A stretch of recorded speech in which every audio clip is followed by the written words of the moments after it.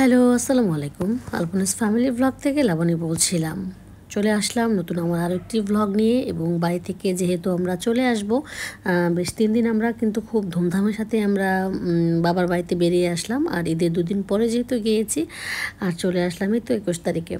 তো সবাই কেমন আছেন? আশা করি ভালো আছেন। আমার ব্লগটা কিন্তু দেখার জন্য একেবারেই আমন্ত্রণ জানাচ্ছি। কারণ হচ্ছে গিয়ে এটা ছিল আমার মায়ের অসংখ্য ভালোবাসা। যদিও মা সব প্রত্যেকটা তার সন্তানকেই খুবই ভালোবাসে, এটাই স্বাভাবিক।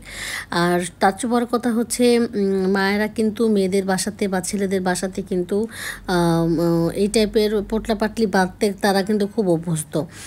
কারণ যাই হোক, আমার আম্মা যেহেতু সারা জীবনেই শহরে ছিল, আমাদের সবসময় আমি বলি যে জন্মস্থান যেহেতু আমাদের শহরেই সবগুলো ভাই বোনের, তো বাবা মাও কিন্তু সবসময় শহরেই ছিল। তো হুট করেই মা আসলে আব্বা আম্মা দুজনেরই ইচ্ছে ছিল তারা এখন থেকে গ্রামে থাকবে। অনেক বছর তারা গ্রামে থেকেছে, তাই তার ইচ্ছে। তো যাই হোক, আমরা কিন্তু এখন ভাই বোনরা মিলে কিন্তু বাবার বাড়িতে বেড়াতে যাই, খুব ভালো লাগে। আর আমি এগুলো দেখছি কারণ এগুলো সবই আমাদের মানে ক্ষেতের কালো জিরা, তারপর হচ্ছে গিয়ে এই যে সরিষা, তারপর হচ্ছে কাঁঠাল যেহেতু খেয়েছি, কাঁঠালের বিচি ছিল। তো সব কিছুই কিন্তু মা সে এখন গ্রামে যাওয়ার পরে আস্তে আস্তে এগুলো কিন্তু সবই সে এখন নিজের হাতেরই এগুলো খেতে পছন্দ করে।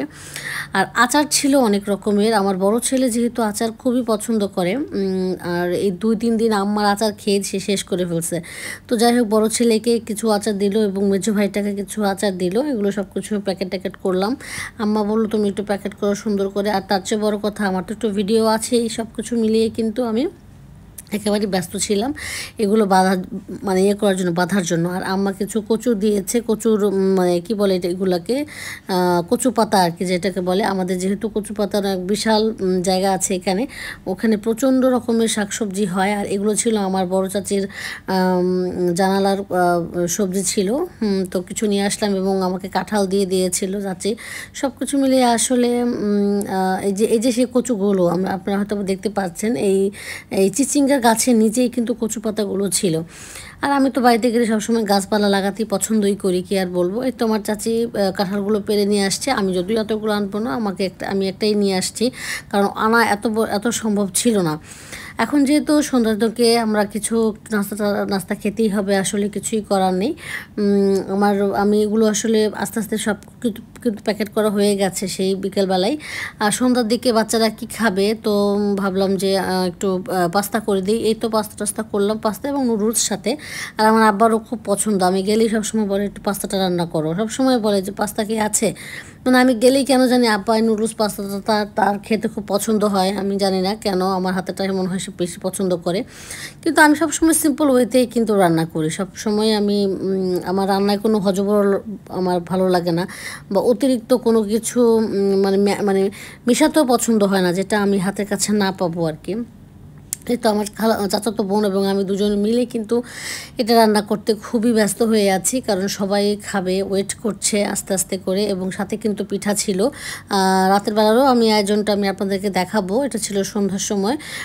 রাতে কি খাবো, তখন রাতে ভাবলাম যে আমরা পিঠা খাবো এবং গরুর মাংস দিয়ে। আর পিঠা এবং গরুর মাংস অবশ্যই আমার বড় চাচার ঘরে খেয়েছি, সেটা অবশ্যই দেখতে পাবেন। আর ভাত ছিল, আম্মা তো বাসায় ভাতের অ্যারেঞ্জমেন্ট করেছে, যেহেতু ভাত খাবো আমরা। তো বড় কাকি হঠাৎ করে বললো কি যে আমরা চালের রুটি এবং গরুর মাংস দিয়ে জামাইকে খাওয়াবে। তো যাই হোক, কিছুই করার নাই, তাই ভাতটা আমরা খেলাম না। তারপরেও আমি একটুখানি খেয়েছি। সত্যি কথা, আমি পিঠাটা খুব এতটা ভালো লাগে না আমার, হালকা একটু পিঠা খেয়েছি আমরা একটু চাচার ঘরে। তারপর বাসায় এসে কিন্তু এসে দেখি যে আম্মা আবারও সব রেডি করে রাখছে। আমরা একটা করে পিঠা খেয়ে আসছি আর কি, রুটি। এই তো বাসায় এসে দেখি আম্মা বিশাল আয়োজন করে ফেলছে এইটুকু সময়ের মধ্যে। তো আমি জানি না কেমন লাগলো, অবশ্যই জানাবেন যে আমাদের ভিডিও কেমন লাগলো।